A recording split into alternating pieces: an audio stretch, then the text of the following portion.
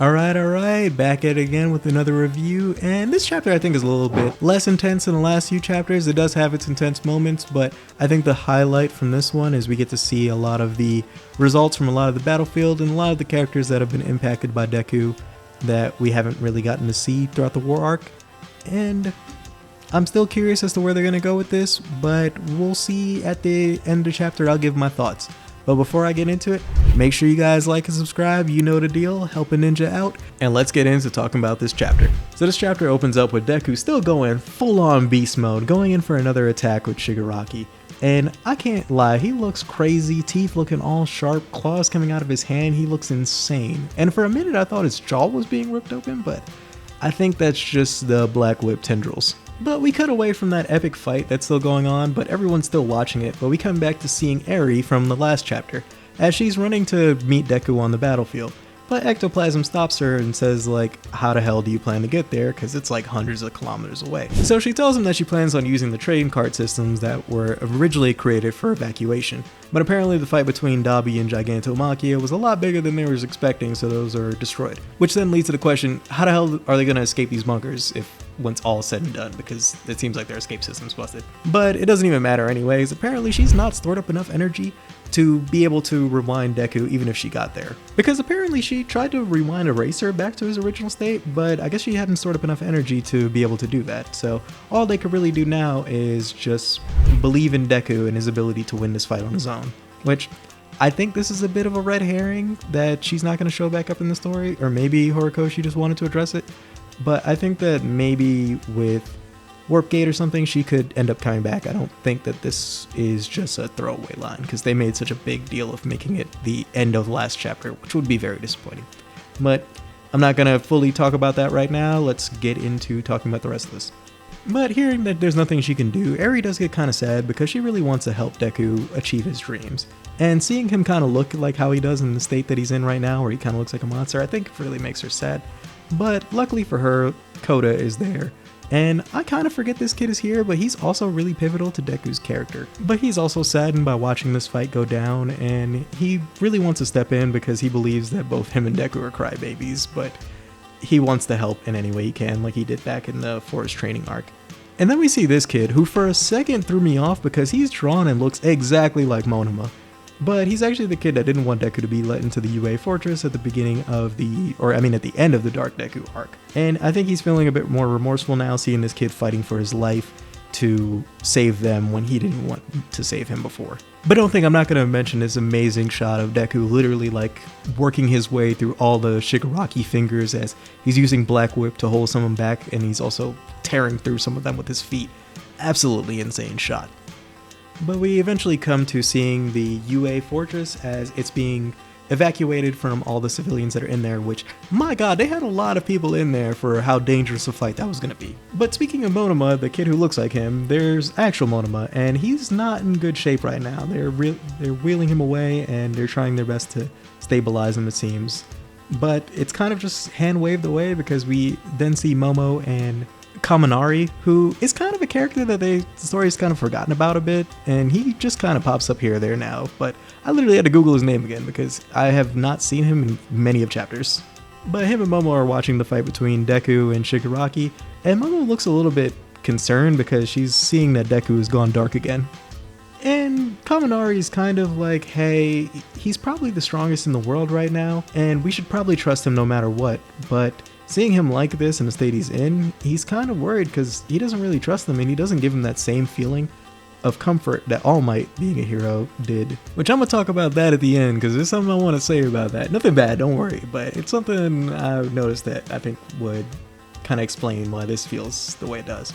But we see some of the aftermath of some of the other battles, and we see that the characters who had some really grievous battles are being airlifted and helped out. Gravity, apparently who is on the verge of death, needs to be taken care of immediately, as one of the news reporters runs towards the scene where Hawks and Tokoyami were fighting all for one, which don't forget that they were also really injured, like horrendously.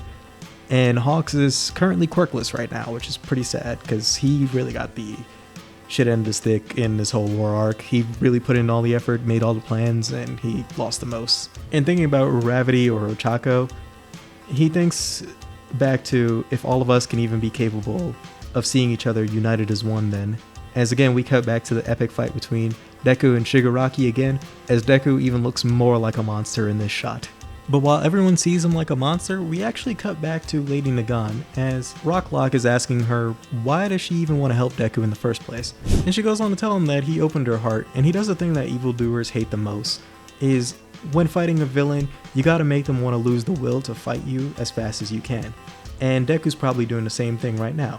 So he's chosen the trophy path rather than refusing to see the world as black and white, and he suffers a lot in the process, but that's what makes her want to root for him. And we actually see Deku in another amazing shot, as it looks like all that black whip, like tendril things that were around him are kind of dissipating. We actually see his true face. Whether this is what he actually looks like in the battle, I'm not sure, but at least this is how, at least I believe, Lady Nagan sees him. And we see people are still watching the battle, and we kind of do see him still back in that like original tendril form, but I think that's a shot in the beginning of the chapter, so who knows, he's still like that. But anyway, he has Shigaraki on the ropes as he is literally begging this man to stay away, as Shigaraki thinks about his dad, as that was the same sentiment that he had when he attacked him as a child. But Deku is not letting up as he comes in for another big punch. And just as he does, he gets teleported to Shigaraki or Shimura Tenko's memories of that house that started Shigaraki on his path of destruction, as we bring an end to chapter 416. And again, another very solid chapter. This one is still gonna be my favorite. These like last few chapters have been amazing, but I can't give this another 10 out of 10. I can't be just handing those out like freebies. So I'm gonna give this around an 8 out of 10. Still pretty good, but there are some noticeable plot holes here or there, and it also reminded me a couple things that I kind of like get a little frustrated with the series, but let me get into that. So the first thing I gotta mention is Eri. I'm hoping that it's just a red herring that she's not gonna be in the fight, but it doesn't make sense to have a whole like final page where we mention that she's gonna be there and then the next chapter immediately it's dismissed that, oh yeah, she can't actually show up. Doesn't really make any sense to show her. I don't know if it was just Horikoshi trying to cover his bases and see all the characters, but I really do hope she shows up at the end. But that's not really a point I want to take away from the show. It's just, it could mean something, could mean nothing. Next thing, Kaminari and Momo appearing here is kind of reminds me that like, yeah, they got like no screen time in the show. They kind of just like showed up here and then vanished for a while and reappeared, which I know in the chapters, it's maybe like 30, 40 chapters, but it's been like 2 to 3 years, I think, since we last seen them. Maybe 2, I might be over exaggerating, but it's still kind of crazy that we don't actually see them, and I don't even know what their story arcs are or what the purpose of them being in the story was for, because it's kind of so far amounted to nothing. But there's still more time to tell. Maybe they can eventually redeem them or show them doing more stuff. Also kind of sad that Monoma seems to be out of the fight for the remainder of the time, because he has one of the most useful quirks in the series, and he kind of was just relegated to being a crazy staring contest. Any other takeaway? I do want to see a little bit more of Deku fighting with Shigaraki, because with that new finger form, it would have added another layer of like intensity to the battle. But for the most part, Deku's seemingly not having much difficulty with it. He's just punching the shit out of him. And it is cool, but I do wish that that would kind of be discussed, because Shigaraki versus Deku should be a lot closer than it is, but it seems like it's completely one-sided right now. But that's mostly my thoughts on the matter. I don't necessarily hate this or anything like that. Those are just little nitpicks I have that kind of took a few points away. But overall, still enjoying this, and I've been enjoying the last few chapters of the battle, so I'm still anxious and really excited to see where this is going to go. And one thing I was going to mention that I said I was going to mention earlier in the video is everyone looking at Deku kind of like a villain. First off, no real friends. If you see me out here fighting for my life, don't be like, hey, yo, he looks really terrible right now. That's not what I want to hear.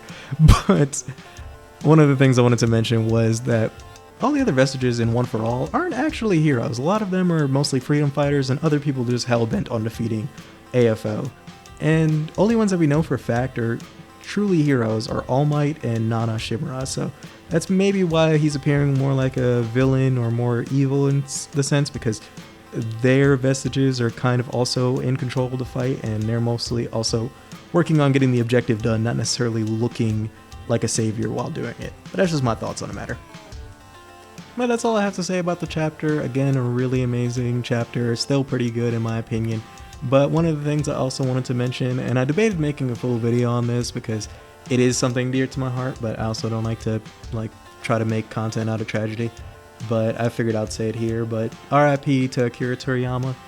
Truly one of the greatest to ever do it. One of the first people to get me inspired into watching anime and being interested in manga and everything else. And it even got me into like drawing, and Dragon Ball Z has always been a conversation starter for me whenever I'm meeting new people.